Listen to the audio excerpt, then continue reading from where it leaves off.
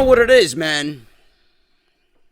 I really don't know what it is. I honestly think my attitude and my anticipation for WrestleMania 33 has soured so much that I am not interested in anything that is going on right now with WWE television on both Raw, which is usually the case on Monday nights, every Monday, and now Tuesday for a third week in a row.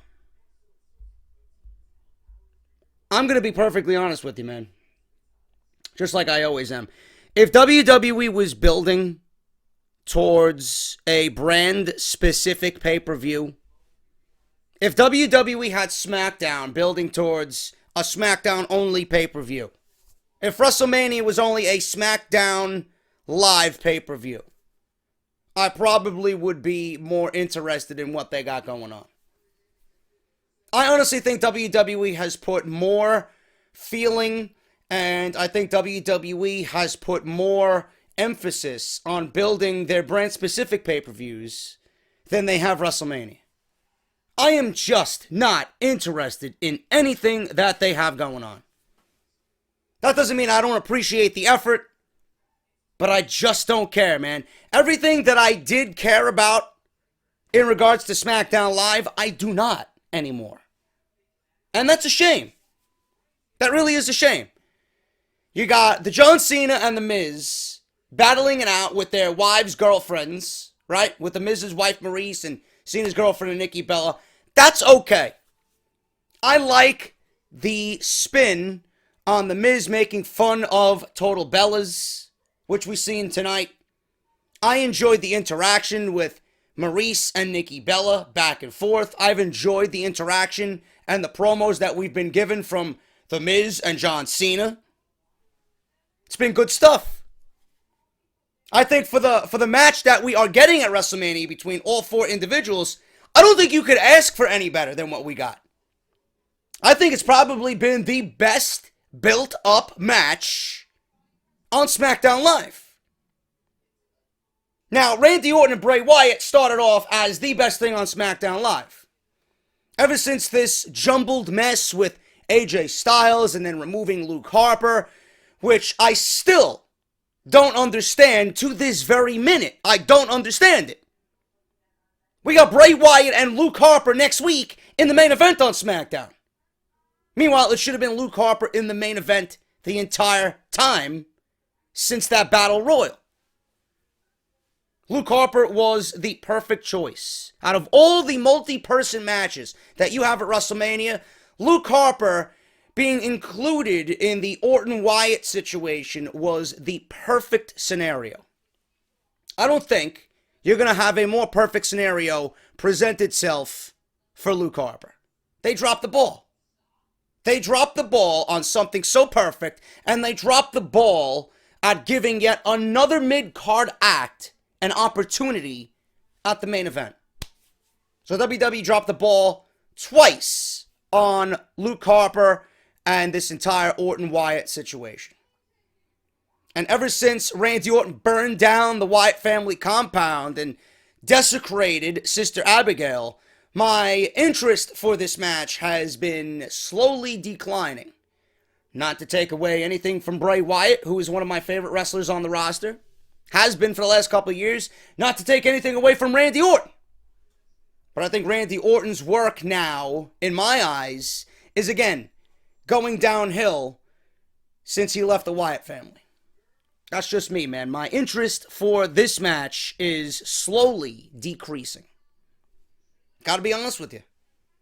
Gotta be honest with you. At the end of the day, The Miz and John Cena are looking like the best built-up feud right now on SmackDown Live. Coming in at a close second is the Shane McMahon, AJ Styles situation. And I told you guys not to sleep on this match. I told you guys not to sleep on this match.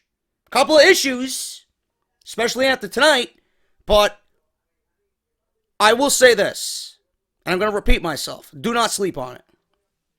It's got emotion, it's got flair, and it's got personality. And AJ Styles going into WrestleMania, you know AJ is the best wrestler on the planet. AJ is not going into WrestleMania to give you less than 5 stars. And Shane McMahon's a fucking stuntman. He's a WWE superstar, or at least pretending to be, but he's a glorified stuntman. The guy will go out there and do whatever it takes so that when you leave that arena on April 2nd, you will remember what he did more so than anything else. All of that rolled into one big package presents itself as probably the match of the night at WrestleMania 33. Don't sleep on it. And I'm going to say it again a couple more times until we get down to Orlando. Do not sleep on it. I think the WWE gave away too much tonight with AJ Styles and Shane McMahon. As of right now, as it stands right now, this is a one-on-one match. This is a one-on-one match. Normal WWE rules here. Normal WWE rules apply. Tonight, they tried to pretty much create deja vu with AJ Styles stalking the garage, stalking the backstage area for Shane McMahon as he was about to hop out of his limo. Little did AJ know that Shane McMahon was already in the building. Shane McMahon was already in the ring. He was the one stalking and waiting for AJ this week. They pretended to create deja vu. That AJ was waiting for Shane, but this week it was Shane waiting for AJ. So they just switched the roles from last week to this week. But this week, they got a little bit more physical on Shane McMahon's side. Shane McMahon got a little bit more physical. Let me rephrase that. We seen a big brawl around ringside. AJ superplexed Shane McMahon into the barricade, landed on his head. Tables were broken. But did WWE give too much away? Did WWE give too much away tonight with AJ and Shane McMahon on SmackDown Live? We seen Shane McMahon's typical superhuman stuntman abilities fly off the top rope and deliver an elbow drop through the announce table from the ring through AJ Styles. AJ Styles was laid out at the end of the show as Shane McMahon pointed, like everybody else does, at the WrestleMania sign. Did they give too much away? My question to you now is, if this is a regular match, what the fuck are they going to do at WrestleMania that's going to top what they did 2 weeks away from the show that they did tonight? How are they going to top that big elbow drop tonight on SmackDown at WrestleMania? I mean, is Shane McMahon going to jump off the fucking building? Are they going to make a steel cage match? Are they going to recreate Hell in a Cell? Are they going to make it a no DQ match? No holds barred, falls count anywhere? Are we going to see Shane McMahon throw AJ through the fucking limousine window like AJ did to him last week at WrestleMania? What are they going to do that's going to be so outlandish to top what they did tonight? And is Shane McMahon going to jump from a fucking helicopter? I mean, what the fuck? What is he going to do? What the fuck is this guy going to do to top what he did tonight in a standard one-on-one match, WWE style? Unless there's some type of stipulation involved. That's the only thing that I seen from tonight's closing of SmackDown that I had a problem with. But I'm going to say it again. Do not sleep on Shane McMahon and AJ Styles. That's all we got tonight. Other than that, it was, again, a lackluster build towards WrestleMania. Nothing that I particularly am jumping out of my seat about. We got Dean Ambrose versus Baron Corbin announced for the Intercontinental Championship. Finally, we don't got any type of stipulation, but they got 1 week to give us a stipulation, if that. But we now have the Intercontinental Championship finally announced, being defended at WrestleMania in a one-on-one match. Years prior, it was nothing but ladder matches for the IC title. This year, it's one-on-one, which I'm happy to see. And Dean Ambrose and Baron Corbin, again, I'm not taking anything away from them. They've had a decently built feud. But I'm not jumping out of my chair with excitement for this feud. It's good. I respect what's gone on with Baron Corbin and him being built up. Dean Ambrose really hasn't been the most successful Intercontinental Champion. In fact, I don't think Dean Ambrose should even be Intercontinental Champion. I think it was a mistake dating back to when The Miz lost it. Should have never even lost that title. He lost it right before the Royal Rumble. I think The Miz should still be the Intercontinental Champion, but that's just me. That's just me. But I'm glad to see the IC title finally being defended one-on-one at WrestleMania. We got that announcement tonight.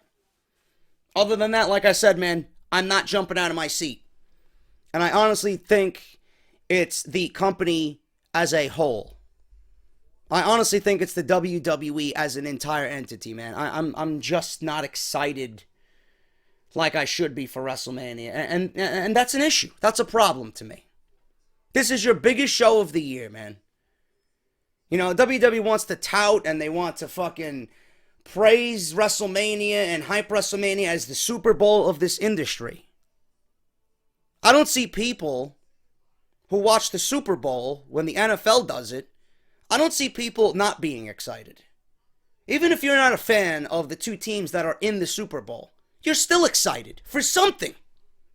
You're still excited for something.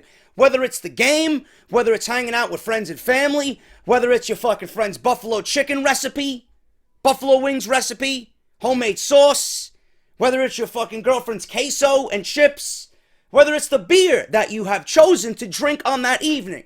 Something about that night is going to make you genuinely excited and happy. WWE has failed to connect the fan, and I said this on Monday Night Raw Review, the fans are disconnected from what, the fans are disconnected from everything that WrestleMania is. There's not one thing on this show that I am genuinely thrilled about. And I'm more a fan of the WWE than I am of the NFL. And I was excited about the Super Bowl because I was reconnecting with one of my best friends. I seen his children for the first time since they were born. And I was happy to hang out with friends and people that I have not seen in years. All driving my car an hour and a half from the Bronx, through Connecticut, through upstate New York, to go see my friend. I was excited about something. I cannot say the same about WrestleMania. That's a problem to me. WrestleMania is the biggest show of the year, and WWE has failed to get anybody excited. You look up and down at the hardcore fan of the WWE, everybody's reaction and everybody's excitement is the same as me. You're not excited. And I'm not saying SmackDown put on a bad show tonight. I'm not saying that SmackDown is treading thin ice and becoming Monday Night Raw slowly but surely. I'm not saying anything like that. I'm saying that if this was a brand exclusive pay-per-view, SmackDown Live would be more exciting. The fact that WWE is pushing this WrestleMania initiative and everything has to revolve around WrestleMania, I think it's actually harming both Raw and SmackDown. Nothing is coming across as must-see, nothing is coming across as exciting, and nothing is coming across to the actual wrestling fan as, you know what, I can't fucking wait till April 2nd and WrestleMania. Because the fans know that WrestleMania isn't what it used to be. And this has been a common theme every single year. Goldberg versus Lesnar for the Universal Championship. I'm hearing that it might not even be the fucking main event of WrestleMania now.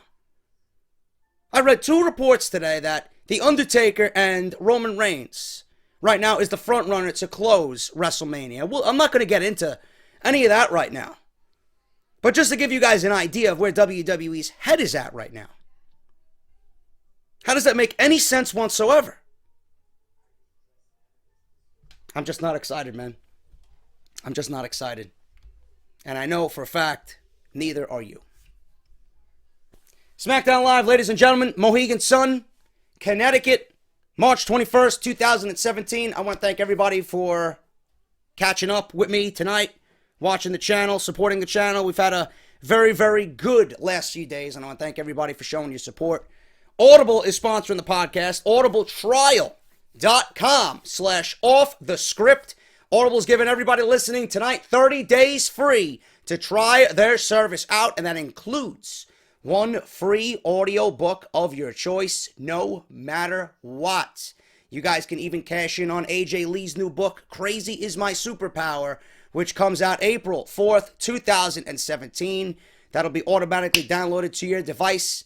Either iPhone or Android, both are compatible. And I just heard today, when I finished Solid Monsters podcast, that Ryback has a new inspirational book that is available on Audible, and you guys can actually cash in on that as well. So if you guys want AJ Lee, Ryback, Jim Ross, Mick Foley, Chris Jericho, JTG, Ric Flair, Dusty Rhodes, Hulk Hogan, Shawn Michaels, Steve Austin, Brock Lesnar.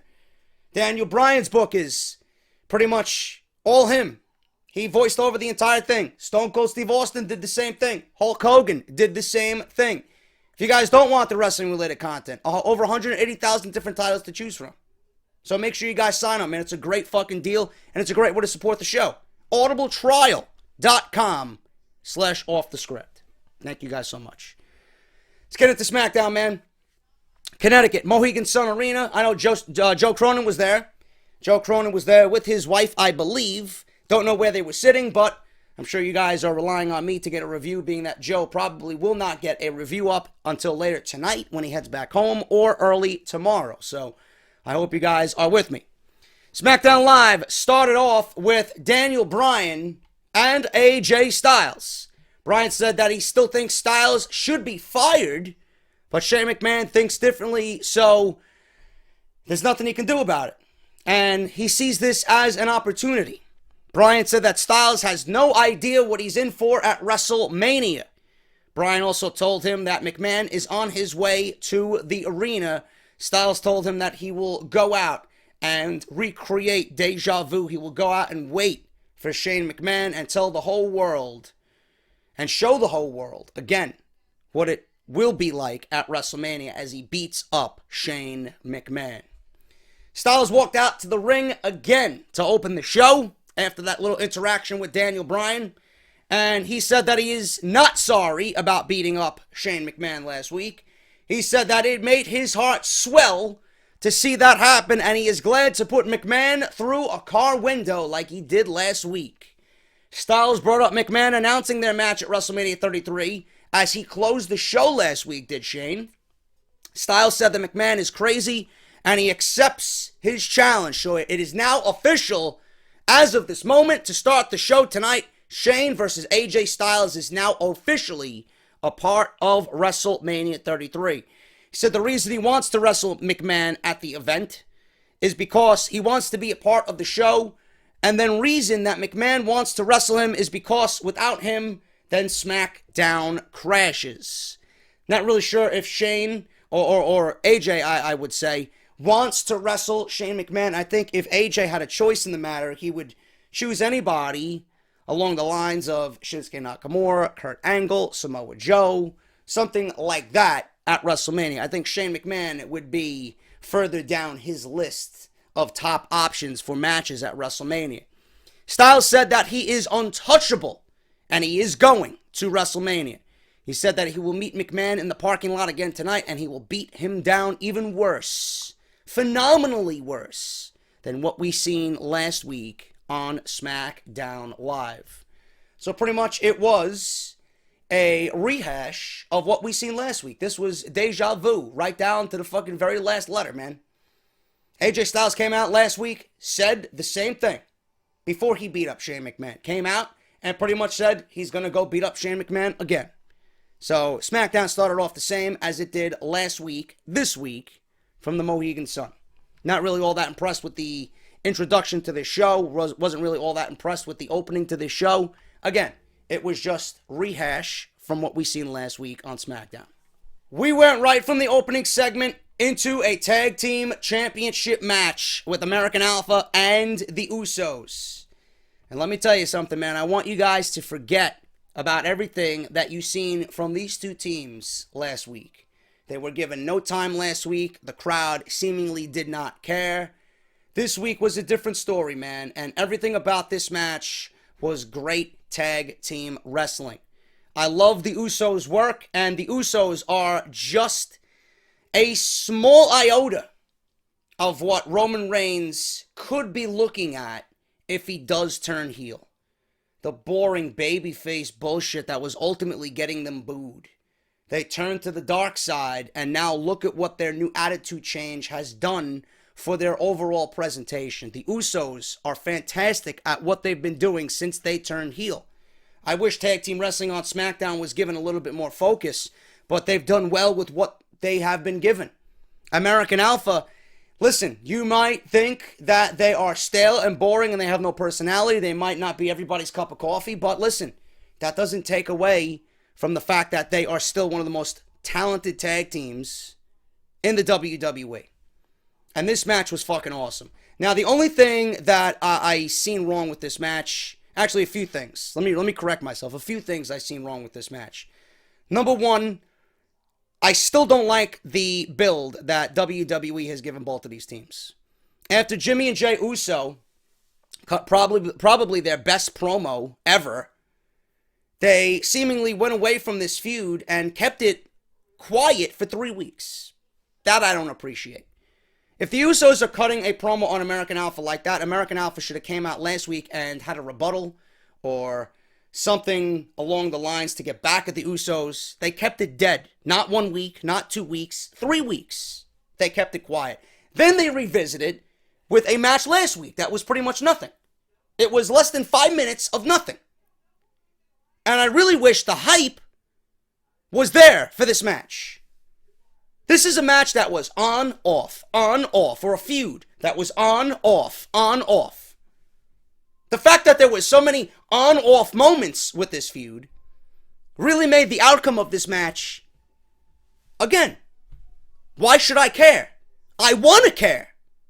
The feeling of care is there. I want to care for what happened in the conclusion of this match.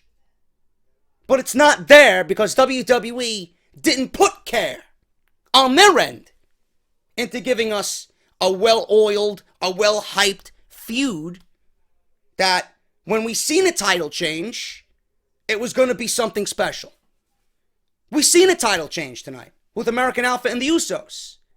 But it could have been more if WWE didn't abandon what the Usos did 3 weeks ago with that great promo they cut against American Alpha. Still don't know what the fuck they said, but it sounded great. I remember it. I know I seen it. But the fact that the Usos won the Tag Team Championship tonight, just like that, and WWE abandoned this feud, on, off, it kind of took away from what could have been a special moment for the Usos. Now, this match tonight was certainly WrestleMania worthy. This match was actually main event worthy. What we seen last week was in the main event, was not the main event. Nowhere near main event quality. This week they put them on to open the show and they deliver a main event quality match. That was a great moment to close SmackDown Live with, but they didn't do it. They didn't do it. This was a great tag team match. You had everything that you loved about tag team wrestling in this match. Not on the level of a DIY versus Revival, but it was great for what it was being on SmackDown Live. Certainly better than anything we've seen in the last few months with the tag team division. The Usos are your new tag team champions. Now, American Alpha certainly have a clause or a rematch coming to them. Whether that's at WrestleMania or not remains to be seen. I don't know. But it was a great match nonetheless. The ending really, really picked up. And I mean really picked up. There was a point here where Gable was thrown over the barricade and taken out of the fucking match completely. So Jason Jordan pretty much had to win this match on his own. Okay? He was actually knocked off the apron and then Gable went over the fucking barricade. Usos were all over the place, man. When Gable and Jordan were about to get the upper hand in this match, the Usos were there. Right there at every given moment. Gable hit a moonsault off the top rope to the outside, nearly killed himself.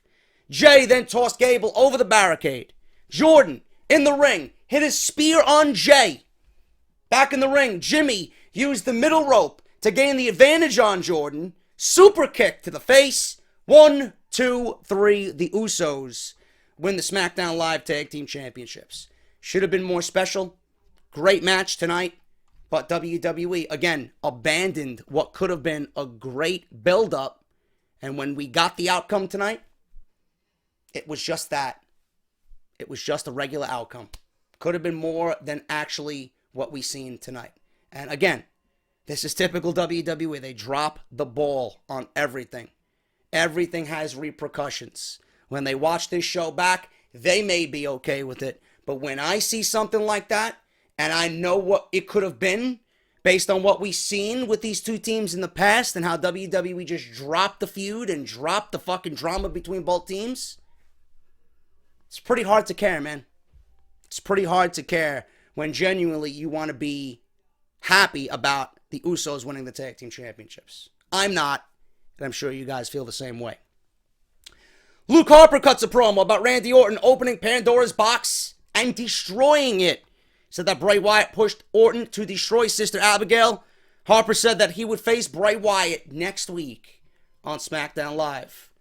I'm looking forward to it, but it's too little too late, man. Too little too late for Luke Harper. But he's getting a main event match. Can't be all that bad. Maurice dressing up like the Bella Twins. John Cena. And The Miz dressing up as John Cena was fucking hilarious, man. Absolutely hilarious. The one thing that I got out of this opening skit, okay,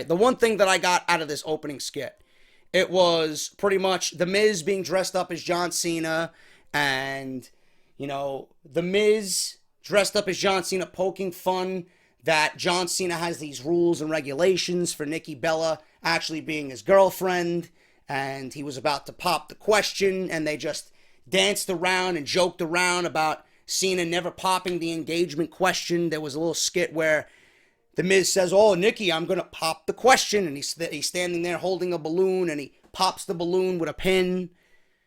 It was funny. It was creative. It was probably the best Total Divas episode that I've ever seen. But the only thing that I got out of this entire skit, this first skit, was that Maurice got nice jugs, bro. That's all I got out of it. Seriously. And that's, I'm sure, everybody's conclusion from this Total Bella skit. It was fun. It's a nice little take on poking fun at Cena and Nikki Bella. It's creative. Probably the best thing on the entire show. But that's all it was meant to be, man. It was supposed to be fun. And, again, I just really want to care, but I don't. I enjoyed it, but I'm not all there. That's all I got to say about that. Baron Corbin versus Randy Orton. This is something that I should really care about, and something that we kind of figured, you know what? I'm surprised we haven't seen this match on SmackDown Live yet. But when all was said and done here, again, it was not really what we expected. Not really all that cracked up to be. Baron Corbin and Randy Orton. This was very slow and very methodical through the first half of the match. It started to really pick up when both men really started to hit their moves. Baron Corbin hit the deep six on Randy Orton. Randy Orton went for his signature moves. He went for his power slam and his clotheslines. But when he went for the power slam, Baron Corbin had it well scouted. He held on to the ropes.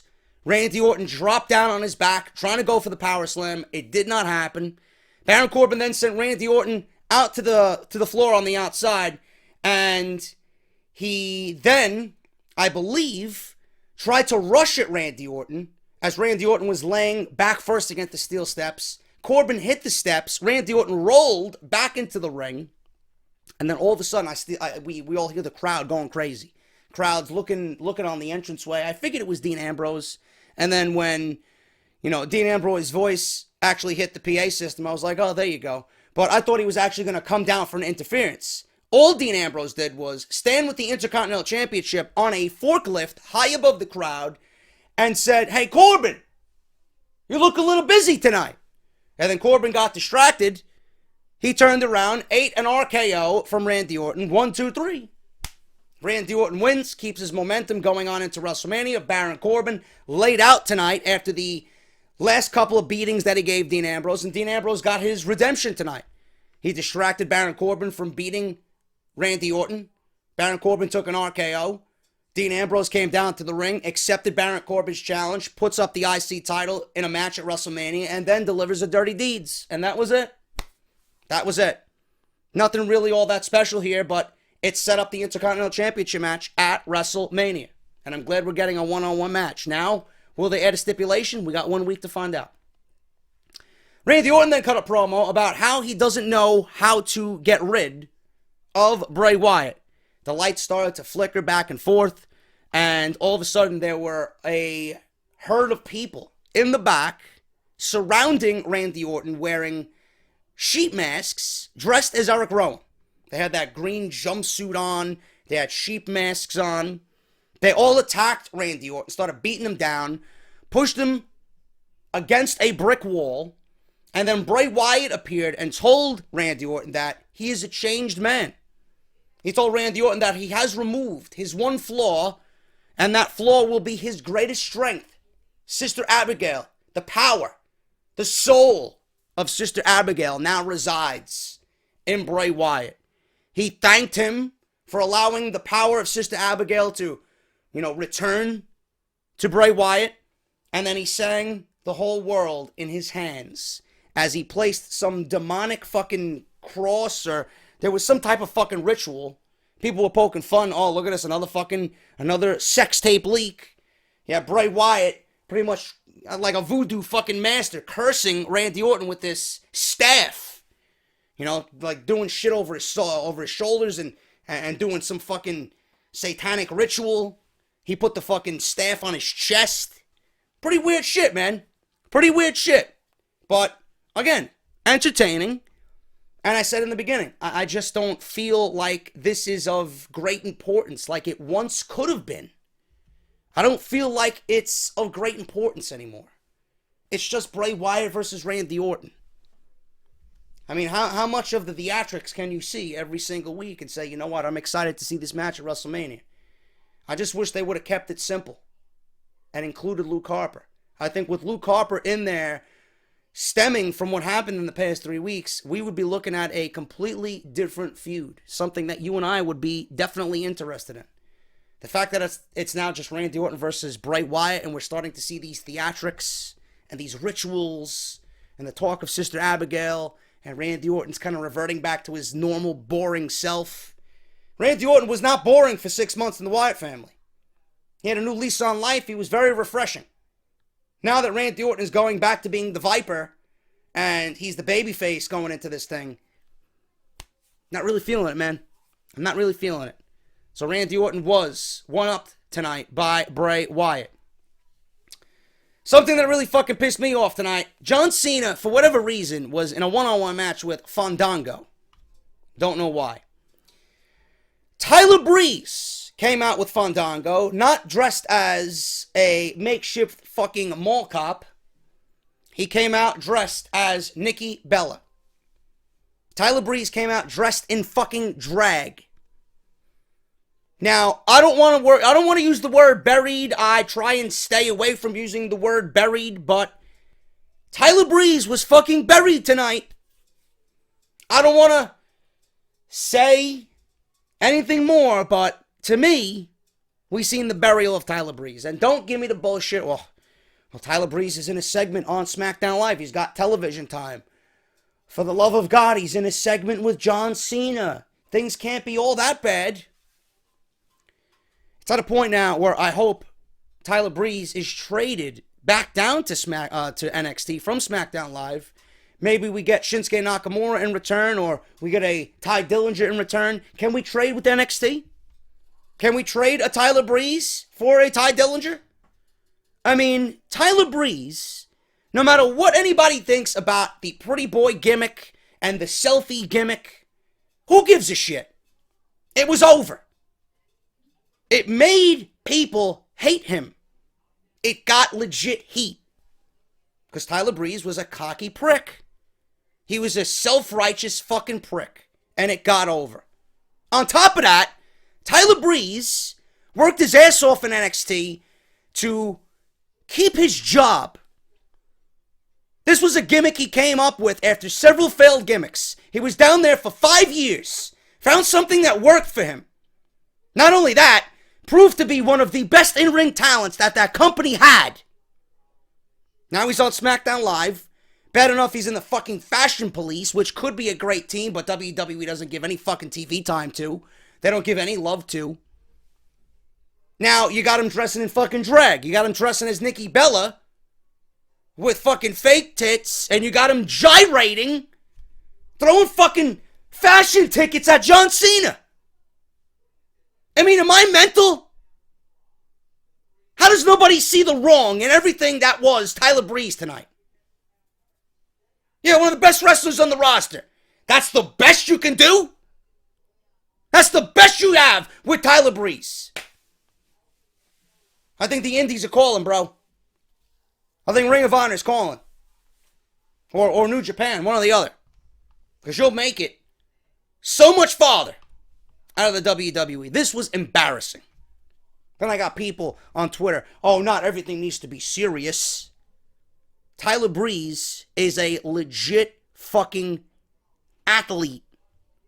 The guy can deliver a 5-star match at the drop of a fucking dime. And you got him dressed in fucking drag? Give me a fucking break, man. Fandango started to throw cards in John Cena's face and give him summonses for wearing jorts and some other bullshit. Cena hit a series of shoulder blocks, 5-knuckle shuffle, AA to Fandango. Nikki Bella was there in support of John Cena. Bella hit Breeze with a rack attack.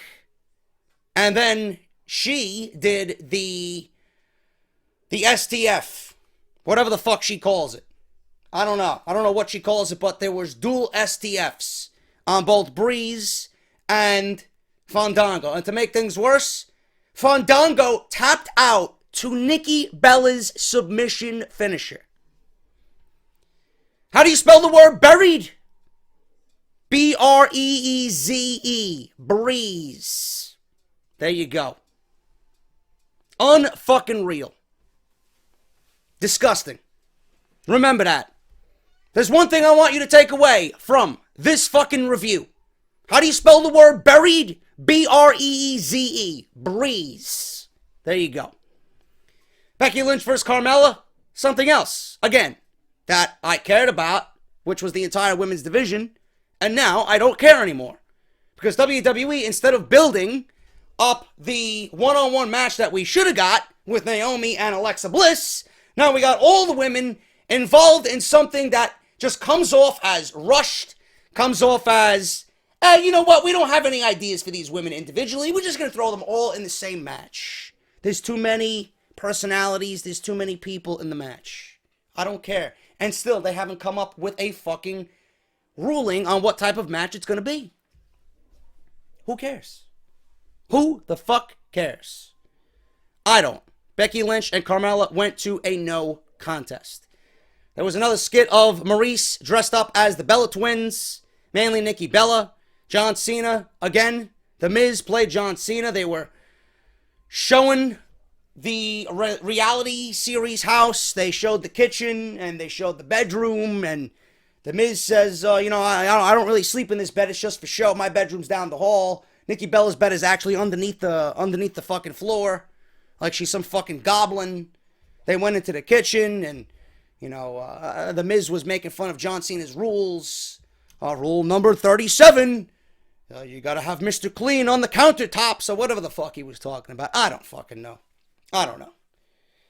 Anyway, the show ended with AJ Styles still in the parking lot. He was waiting for Shane McMahon. A limo pulled up. Out of the limo did not come Shane McMahon. It was actually Rhino and Heath Slater. Why they were getting to the arena 10 minutes before the show was over, who the fuck knows? They're not in WrestleMania. They have nothing to do with WrestleMania. They weren't even on the fucking show, but they're getting there right as the show is ending. What? Are they there because they were late for Titus's fucking dinner bell? You're going to miss out on the fucking mashed potatoes, bro. I'll tell you this right now. There's no more. All the green beans and the mashed potatoes are gone. You might have one chicken thigh left. All right? That's all we got. Come back tomorrow at an earlier time, not 10 minutes before the fucking show goes off the air.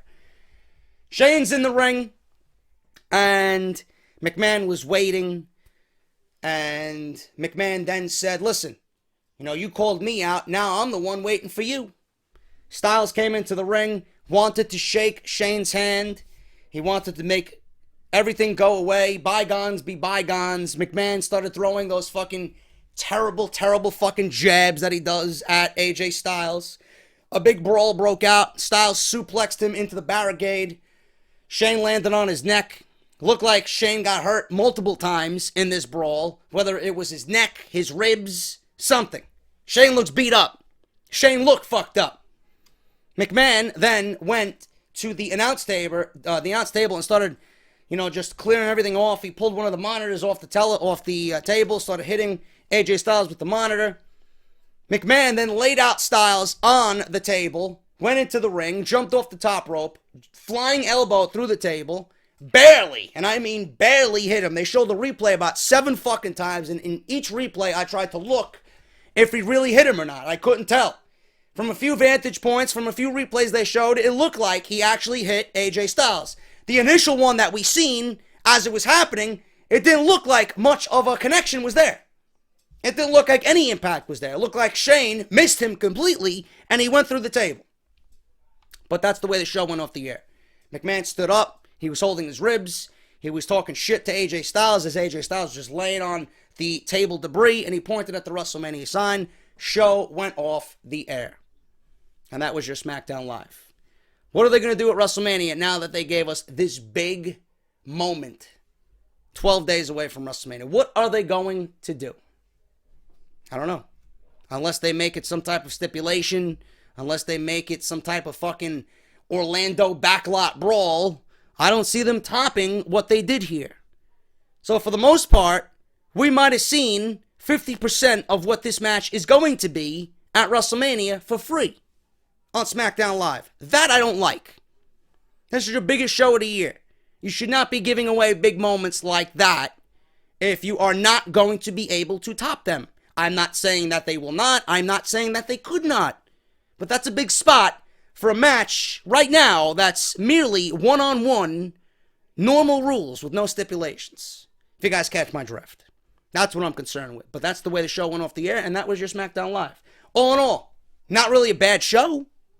It was a decent show. It was better than last week.